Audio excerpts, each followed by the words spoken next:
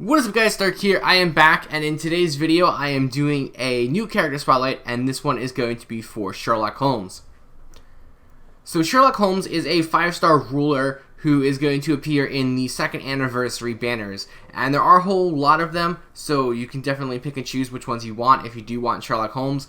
And he has the chance of coming with himself and a bunch of other servants, which are broken down into the individual story chapters, which rotate daily.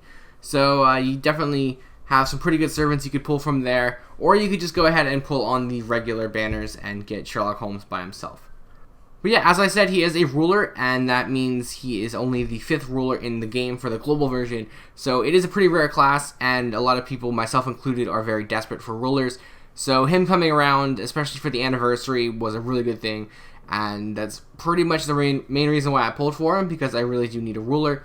But he is a very good character in his own right, although he is definitely tailored more towards support. He can do some pretty good damage, though. For his stats, he's going to end up with 13,365 HP and 11,495 attack. This will rank him 38th overall in HP and 30th overall in attack.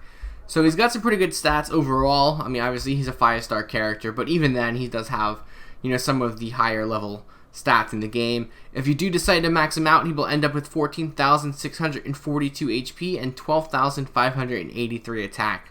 His star absorption is 100 and his star generation is 10%, and his null phantasm generation on his attacks are 0.76, and on defense it will be 3%. So he's got some pretty good star absorption and generation and null phantasm generation as well. So he can pretty much do quite a lot of things outside of doing like a ton of damage. So now again, we will flash over to the review screen where we will take a look at, I guess, the end game and then work our way towards it with the rankings. And the first thing you guys will notice here is the massive amount of materials that he needs. Obviously, him being a ruler means he needs the different ascension materials from all the different classes. So, you have 5 of each of the pieces and monuments and all the gems. So overall, it's not like a lot of like one item, but it's a lot of many different items, and you have to multiply that by 3 for his skills if you want to do everything. So you need quite a lot to max out rulers. You never really quite understand how much rulers need to max out until you look at it on paper or something like this, and you see that he needs something close to 40 different materials to max him out completely, not to mention like all the quantum pieces that you need as well. So I did include that in the video as well. That was not there last time, but I did add a little section there for the total quantum pieces needed. So again, this is for everything to max his ascension and max out all 3 of his skills at once. So this is the total amount you need. Obviously, you don't need all that for one skill. That would just be absolutely ridiculous. Anyway, though, we're going to go ahead and jump into his skills and take a look at those. So the first one is going to be the Gift of Insight A++. This will allow him to seal one enemy's normal phantasm for 1 turn, as well as grant himself critical stars. So this is a pretty good skill. Giving 20 stars at level 10 on a 5-turn charge time is really nice, but you do also get the bonus of sealing an enemy's normal phantasm, which can definitely save your team, and possibly even let you kill the enemy without them even using their normal phantasm. And then it also does have a 5-turn charge time, which is really nice because you can recycle this, and you could probably come up with some sort of way to just like stun lock the enemy and completely prevent them from using their null phantasm at all. Moving on to his second skill is going to be the Hypothetical Reasoning A+. This will allow him to increase his own critical star absorption for 1 turn, so also grant himself self-debuff immunity for 3 turns.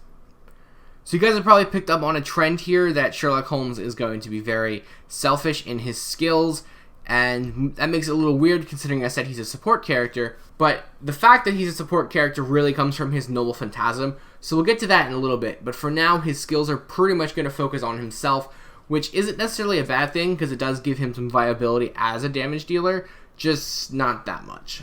Anyway, though, he will increase his star absorption by 600% at level 10 on a 5-turn charge time. So again, this is pretty nice to get those critical stars in to do some damage, and it's on a low enough cooldown where you can recycle it more often than not. Although it being a 1-turn absorption increase as opposed to a 3-turn absorption increase gives you a lot of dead time in between the usages of your skills, but you do get that self-debuff immunity for 3 turns as well to sort of make up for it. You just want to save this one when you're ready to use, your burst and get your stars. And then his third and final skill is going to be his Baritsu B++. This will allow him to increase his own arts card effectiveness for 1 turn, as well as grant himself self-evasion for 1 turn. So this is a really good skill. You're able to get a 50% increase to your arts card effectiveness at level 10 on a 5-turn charge time. So this one's going to be really, really good.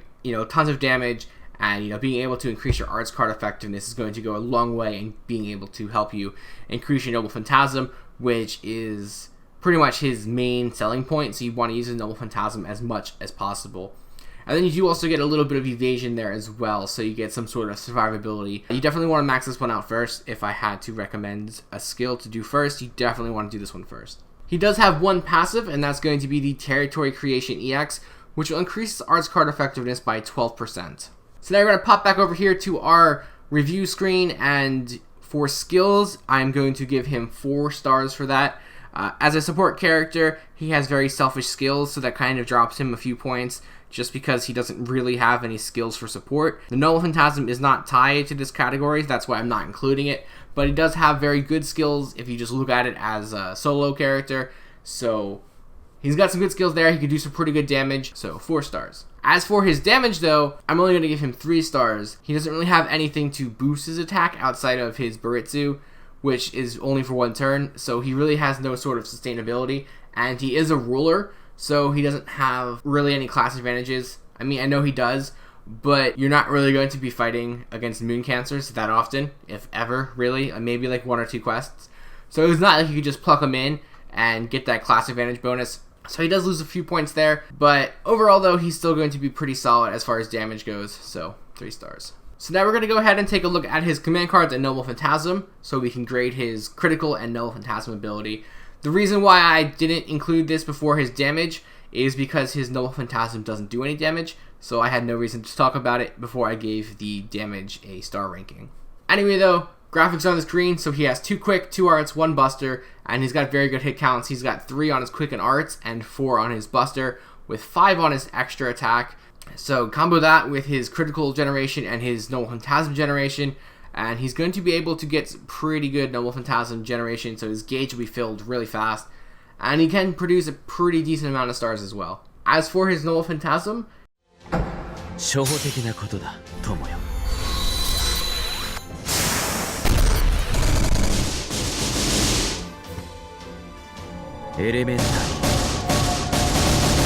my dear.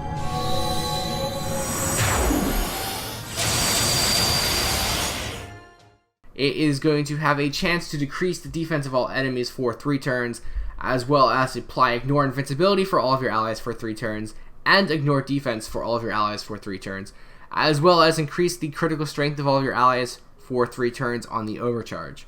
So this is mainly where his support stuff comes in, and obviously that's a lot to throw out for support. So decrease the defense, you can do more damage, and then being able to ignore the invincibility and defense is just going to just further increase the usability and damage your team can do. He pretty much gets through any sort of defensive buffs, so that's going to be really good. And then on top of that, you get the critical strength increase as well. So if you can just generate stars with Sherlock Holmes, you'll be able to do a ton of damage, and not just like 1 turn burst. You need to consistently get stars to make full use of the 3 turns of critical strength that you have. And really, with his Noble Phantasm generation, you could probably, once you get the skill off the first time, you could probably just keep recycling it over and over, and you, more often than not, if you're aiming for it at least, you can keep the skill active the entire fight as long as you're paying attention to it and keep using your Noble Phantasm before it ends.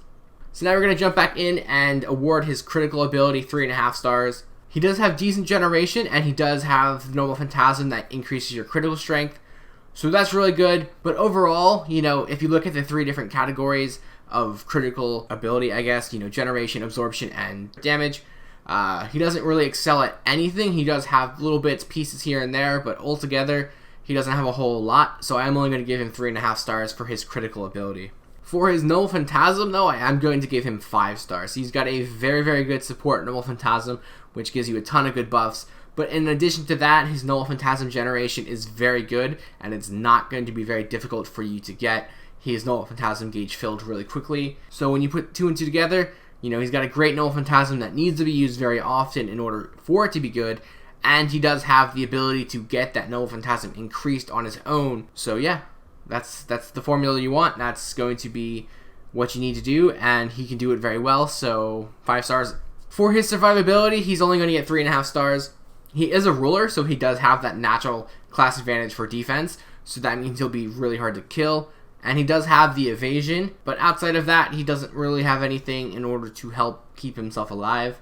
He's kind of just there with what he's got. He's got his class advantage to go on to, but other than that 1-turn evasion, which can be very helpful to like ignore Noble Phantasms and stuff, and I guess his first skill is also helpful for that as well, to kind of like not get hit by it.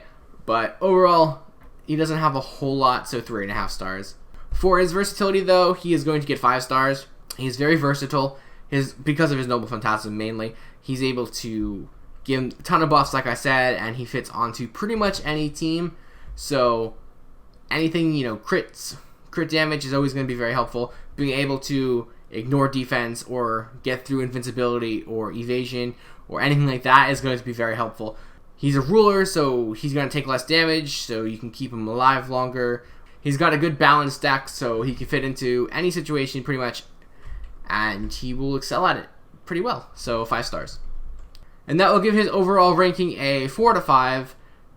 Pretty good character. He's a ruler, so he's a rare class. So if you do need a ruler, I would say he's a pretty good option to pick up. He's good support, he's decent at doing damage, and he's got a great Noble Phantasm. So I definitely think if you get this character, he'll be a good addition to your team, especially if you have other sort of crit damage dealers on your team and you want to like just help support them.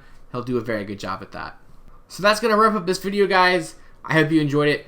Once again, this is a work in progress, so I am still tweaking things. So I do apologize, but I am ironing it out. I'm listening to your feedback, and we'll get there really soon, I promise you. But for now, I hope you enjoyed it. As always, I have the links below to my Twitter, Twitch, Patreon, and Discord, so feel free to check those out, and I'll see you guys real soon.